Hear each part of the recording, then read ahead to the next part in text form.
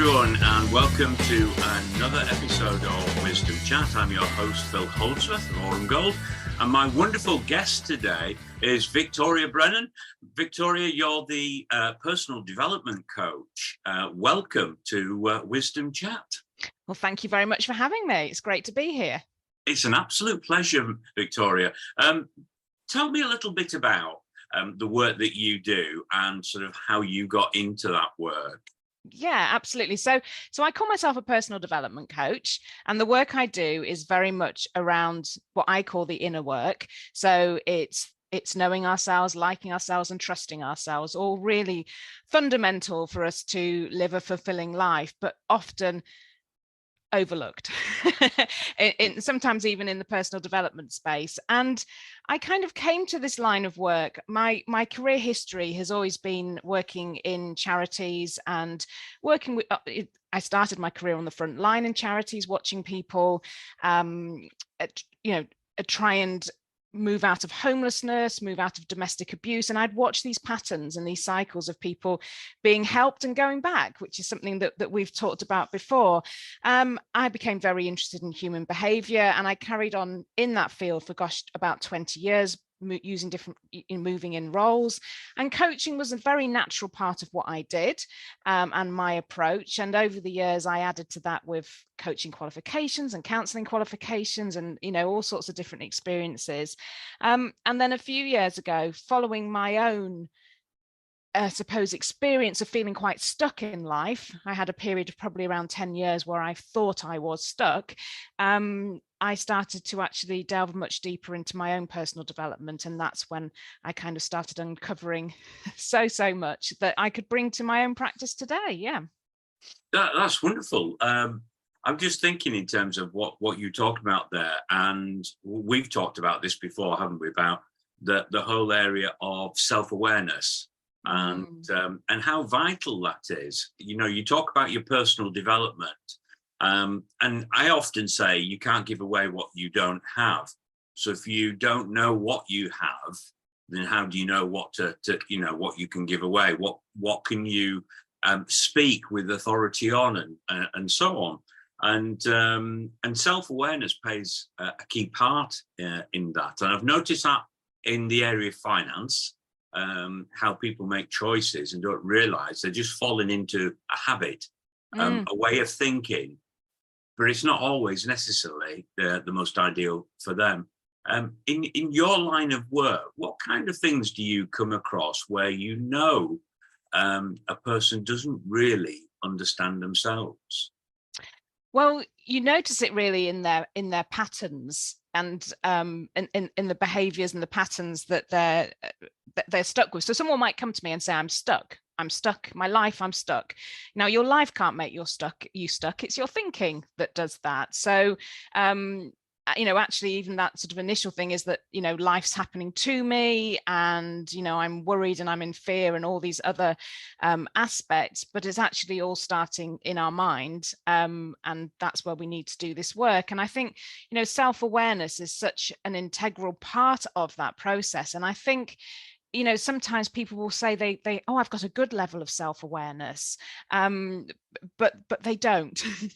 They have a very surface level appreciation of what's going on. They might have done, I don't know, Myers-Briggs in work, or they might have, taken on something in their journey that makes them think, okay, well, I am aware. I know sometimes I can be a little bit off, but actually the sort of self-awareness we're speaking about really is when you can actually know what it is you're wanting to create and have the awareness to recognize the choices you're making, because every day we make choices and so many of those are unconscious, aren't they? They're just, as you say, we're on this route, and we don't sort of necessarily take that responsibility. And actually, I don't like saying take responsibility. I like to say be responsible.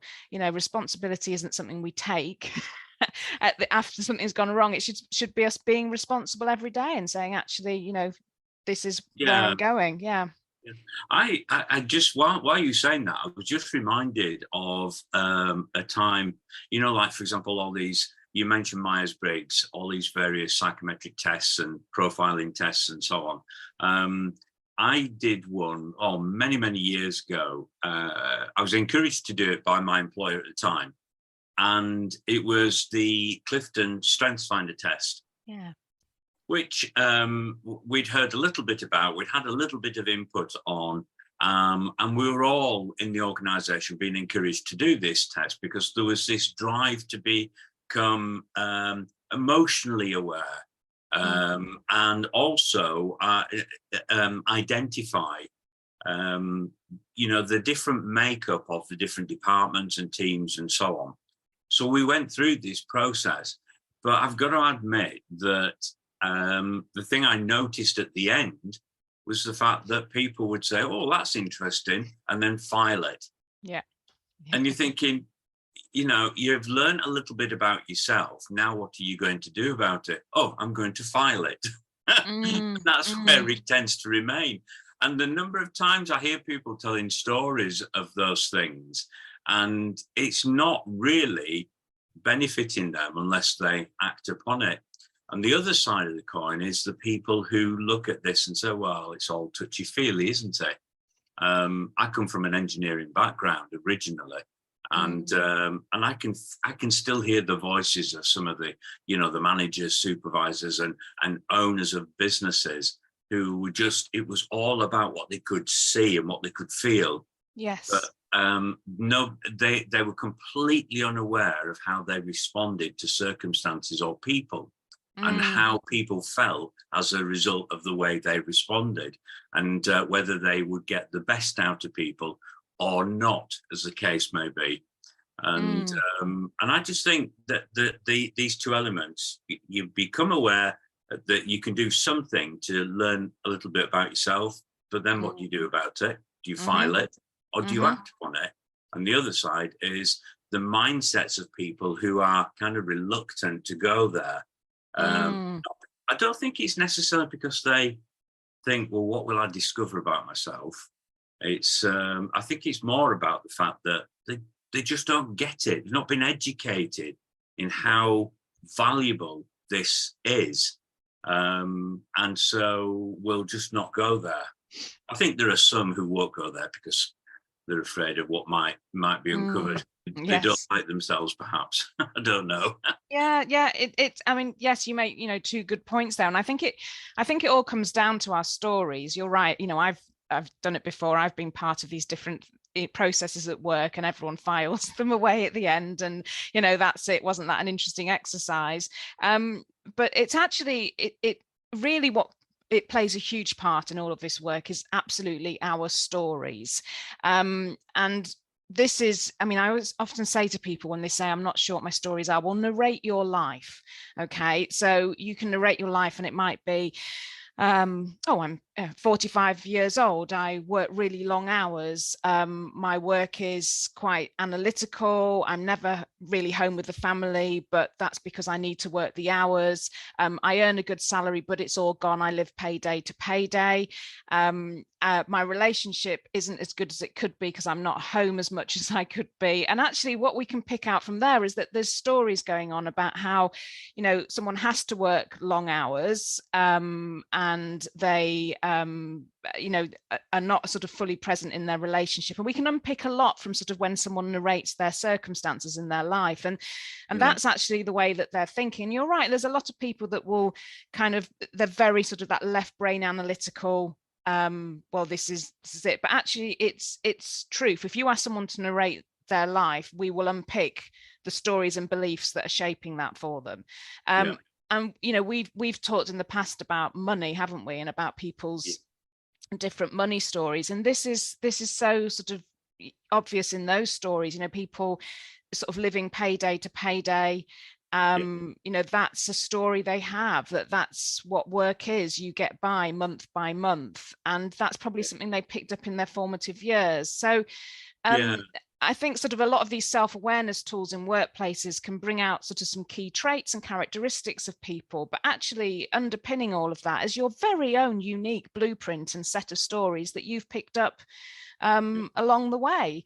And that's kind of where I go quite deep, because that's the awareness that's unique to you, isn't it? So it is. And that's quite interesting what you say about the whole unpicking it and going quite deep. I was in a meeting recently with a number of financial planners, financial advisors, and some money coaches. And one of these coaches happened to say, I'm a coach. I deal with the here and now, today, and tomorrow. And they said, I don't go into the past because that's for counsellors. And it got me thinking, because I thought, well, if we don't somehow unpick our story and actually unpick where it began, what was it that triggered this belief or this habit, this behavior? If we don't find where it began and then begin to rewrite the narrative around it, then it's like we're dealing with the symptoms but not the cause. Yeah. The cause still remains. And there's this notion that, oh well, we'll sort things out now and everybody will be okay. But I've watched and observed this revolving door syndrome. Yeah, the patterns just repeat, don't they? Yeah, they do. And it's not because people want to or they're not interested in things. It's just that they don't realize, do they, their default behaviors. When the pressure is on, they default to certain behaviors. They default to certain choices, to certain mindsets. And it's interesting then to observe how people respond to things. And I think about some of the clients I've come across who have certain behaviors where on the surface, you might actually think this is a good behavior. So I had a client who was very good at saving, very good with managing their money. Believe it or not, there's less than 50% of the working population have any kind of financial plan. So going back to what you were saying earlier, it's almost like I'm going to live this month and hope there's more money than month type of thing. And these are the type of people that they don't have a plan, but there's a reason why they don't have a plan. And it's being able to unpick it as to why they don't have a plan. Some, they can't be bothered. So you go back to that, taking ownership, being responsible, but they don't want to be because it's too stressful. So they're just not interested. Others, it might be, I'm just no good with numbers. I've always been no good with numbers. I was never any good at maths at school. And when you actually start to unpick that, you get back to, a teacher said, oh, you'll never make it at maths. You'll never be any good at maths. And you're thinking, wow, those teachers don't realize how powerful their words can be and how they can stick with a child through into adulthood and influence their lives going forward. So this particular client, very good managing their money. And I just happened to ask them, how often do you check your money? And it turns out through a course of conversation, we eventually got to the fact that they check their money several times a day. And I just looked at them and I said, what are you afraid of? And this person just burst into tears. And then they began to tell me their story. And the story was, as a little child, they had an aunt who would always, whenever they visited, say, you must save, you must save. Saving is really important. So she got these words ringing in her mind throughout her life as she grew up. I must save. Saving is right. It's good. And nobody's saying it isn't saying it isn't. But to the point whereby she couldn't do anything else. Yeah. So as we were talking, I said, so what are some of the challenges that you face now as a result of that belief? And she said, well, I find it hard to spend money on myself. She said, I feel guilty. I feel ashamed. I feel like I'm letting my aunt down. And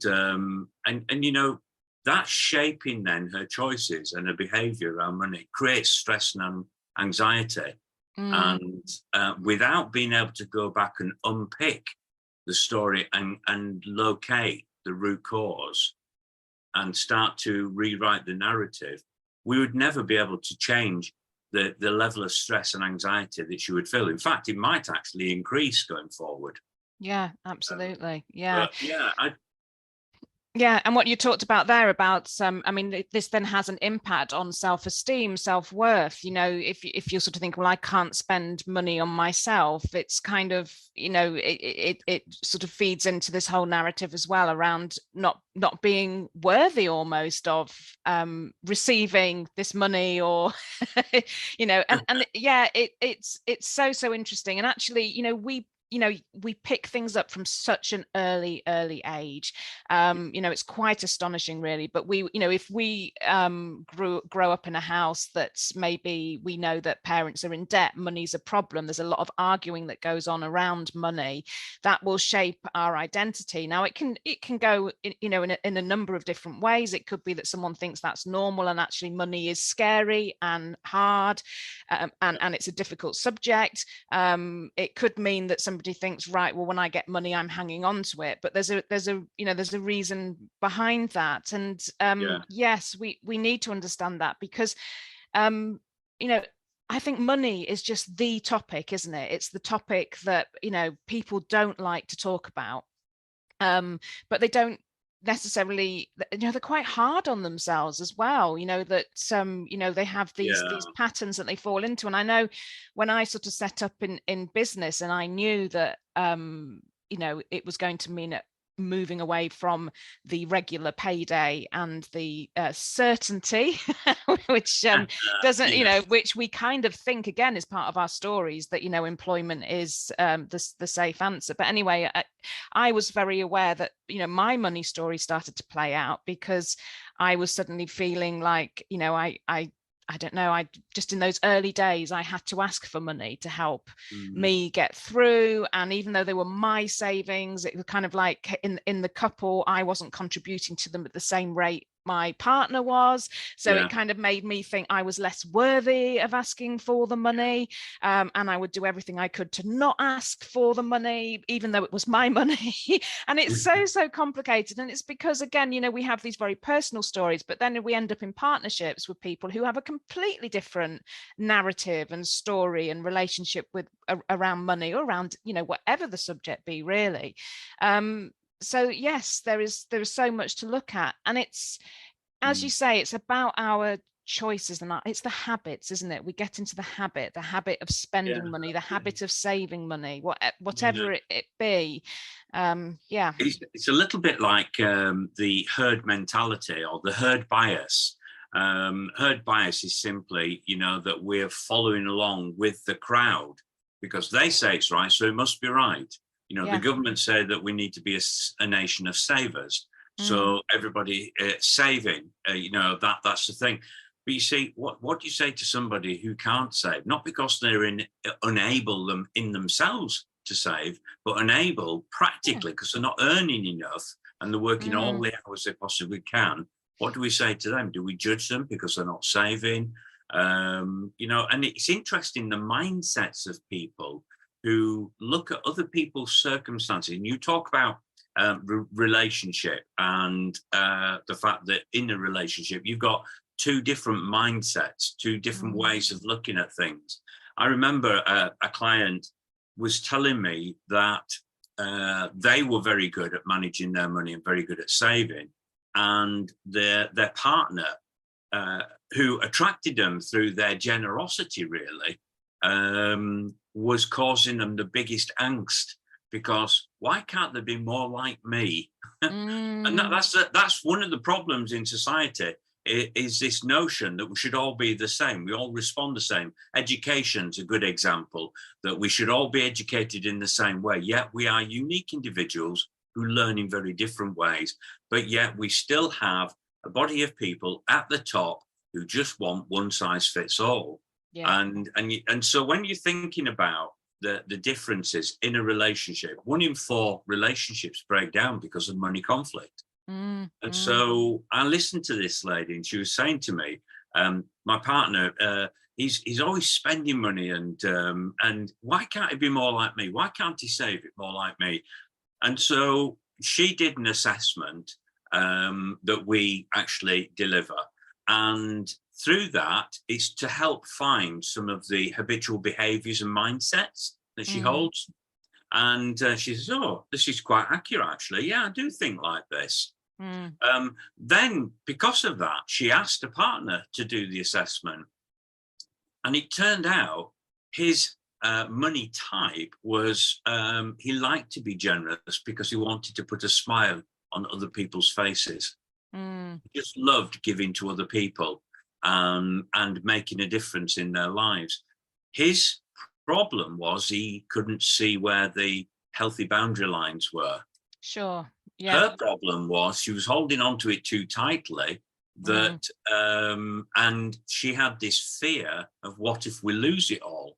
And so, you know, there's behaviors and mindsets going on in both that without understanding them could be kind of at odds with each other.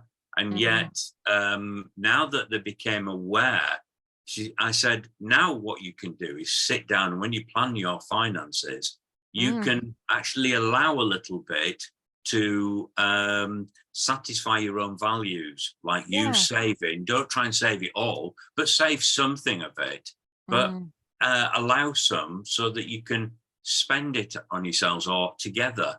A partner, you know, don't give it all away. You know, set a healthy boundary so that you've always got something to cover the things you need to cover. But you're still able to outwork your values. So that was an interesting sort of exercise and experience of a client that I worked with. But yeah, absolutely. I mean, our values are so crucial to understand, aren't they? And I think, again, this is something that it can be quite easy for us to mistake, because we're very used to working in organizations where they have a set of values on the wall as you go in.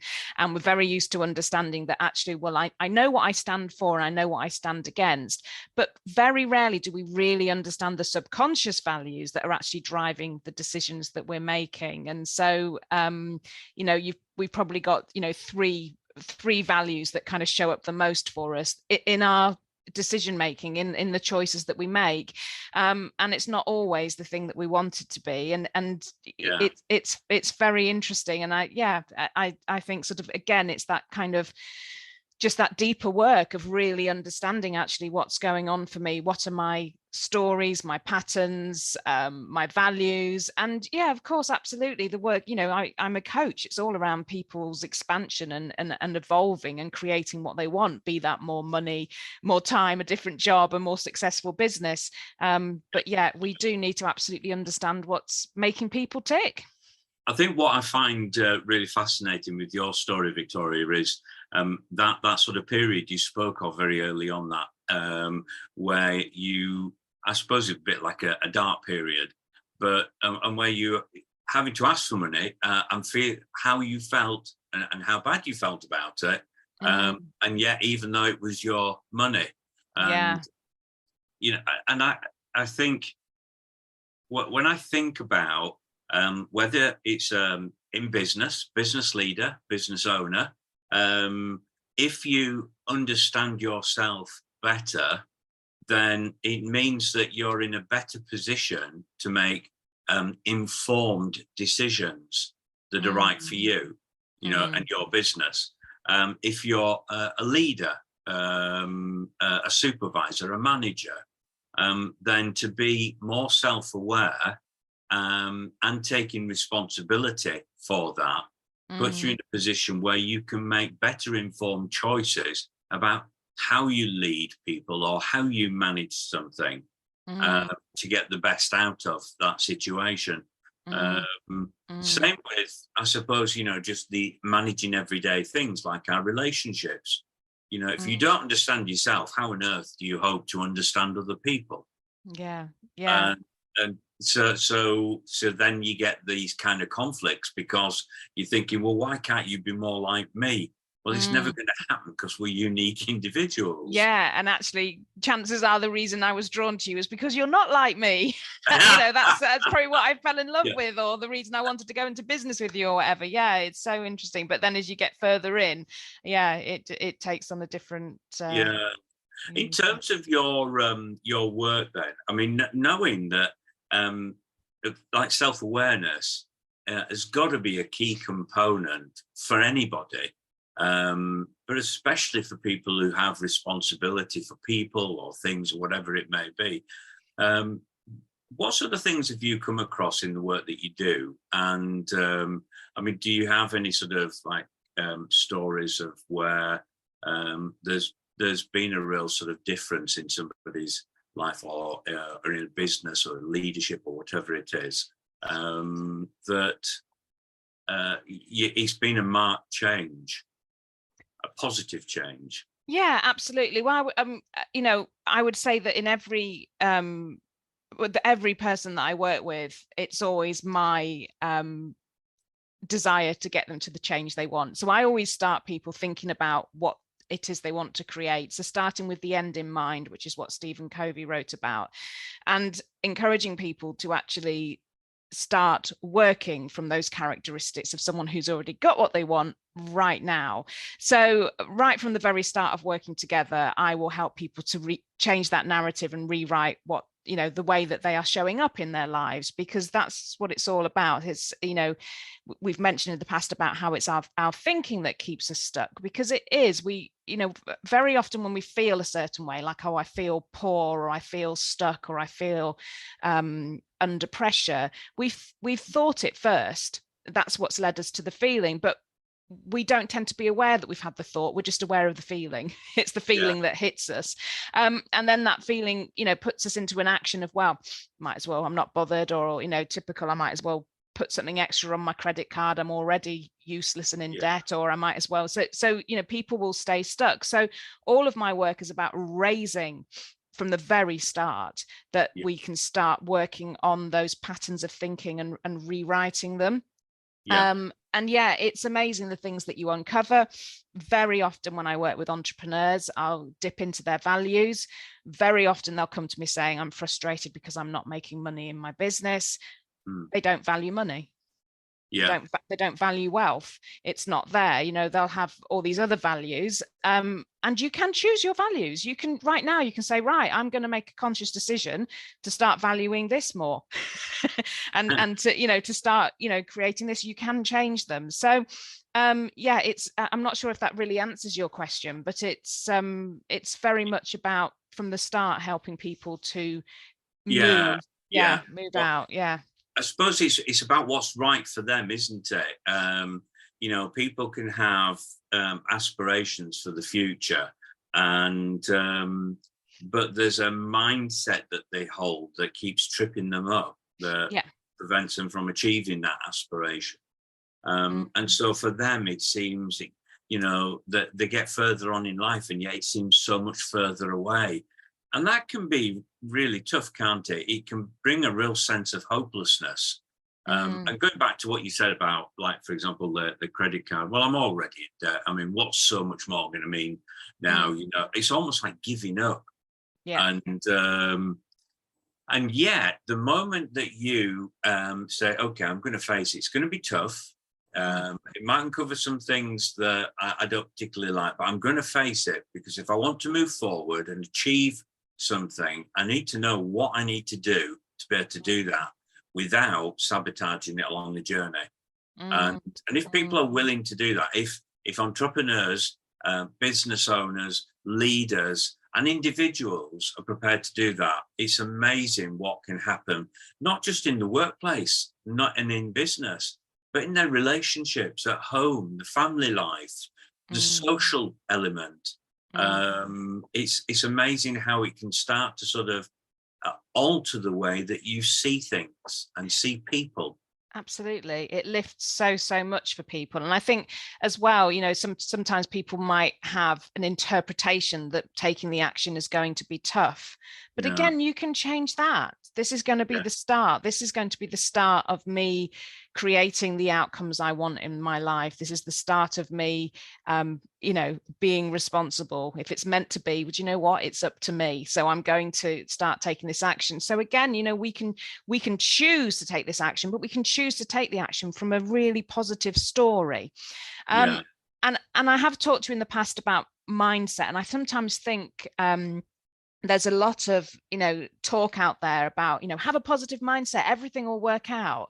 And, you know, and I think that can be, you know, a little bit toxic positivity, really, where it's just like, think positively. I think for me, mindset is crucial, and absolutely moving our thoughts to, you know, a more empowered story, to know that actually we are, you know, taking positive steps is crucial. But until we understand all that wiring behind the scenes and all those old stories, you know, we could go out there and say, well, I'm going to be really positive and I'm going to do X, Y, and Z to change my money stories, change my money outcomes. But if you're not willing to do the work, you're going to get pulled back still to that old pattern. Those old patterns haven't gone anywhere. You need to be aware. And that's why you need to do this work. Yeah. And then the mindset stuff is brilliant. Absolutely. That's you know, yeah. I was chuckling to myself because I'm just thinking right now, how many people listening to this are sitting there feeling quite guilty because all those New Year's resolutions, how they've all gone to the wall. You know, and it happens every year. You know, you hear stories of people setting New Year's resolutions, and with the best intention, absolutely, as well. And they see, you know, if I can do this, this would be really positive and so on. But short time in, you know, people are going, oh well, I walk tonight. You know, it's where it's that sort of going to the gym or something like that. Not everybody likes going to the gym, but using that as an example. Oh, it's a bit cold out tonight. I walk tonight. I feel a bit tired. I'll go tomorrow night. And next thing you know, you're pushing it off until actually it never happens. Yeah, absolutely. This is so true. And actually that sort of fitness journey is a really great example, because I think we can all, maybe we've experienced it, or and you know, and I point to myself with that.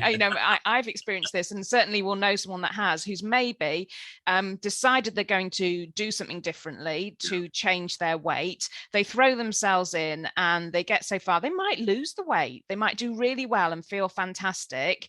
And then 6 months later, they're back, perhaps a little bit heavier than they were before they started. The revolving door, isn't it? And it's because they haven't addressed their stories. Now, they might have stories about how, you know, people our side of the family are always big.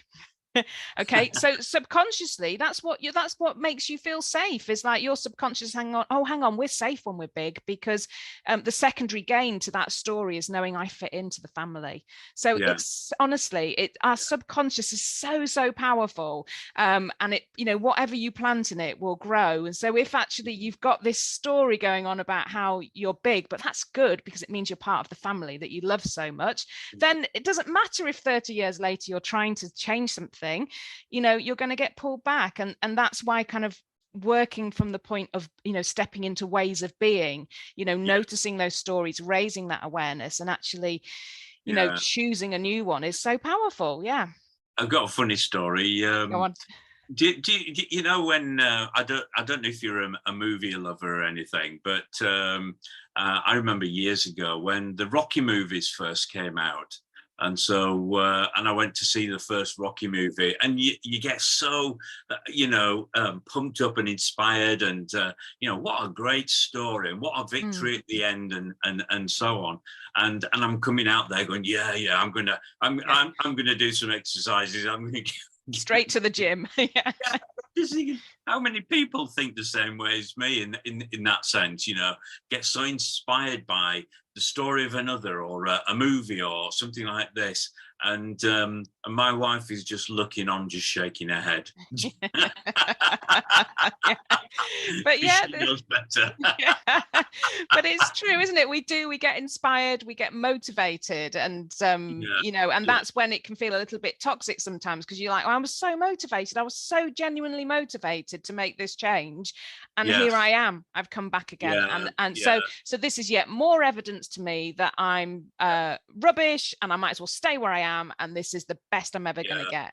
What they call confirmation bias. We're looking at the evidence that proves what we already believe, and yet the belief that we have may not actually be serving us well. Absolutely. And so we need to learn how to change it. Victoria, I'm just conscious of time. This has been fantastic. You're right. You said before we came live that you know, we could talk for hours on this subject, and I think that's pretty obvious. But Victoria, it's been absolutely wonderful talking with you. Really appreciate that. if anybody listening to this podcast would like to sort of talk with you further, how could they get hold of you? Well, a couple of ways. I have a website, which is victoriabrennan.co.uk. So people can find me there. They'll find me on LinkedIn. I'm on that platform. I think I'm on most of the platforms, actually. So people can find me that way through Instagram, LinkedIn, and TikTok. I'm enjoying at the moment because I love talking and telling stories, as you can tell. So yeah, I'm on TikTok a lot too. Brilliant. Victoria, thank you so much for being a wonderful guest on Wisdom Chat, and I wish you all the best going forward. Thank you. I've loved it. Thank you for having me. You take care.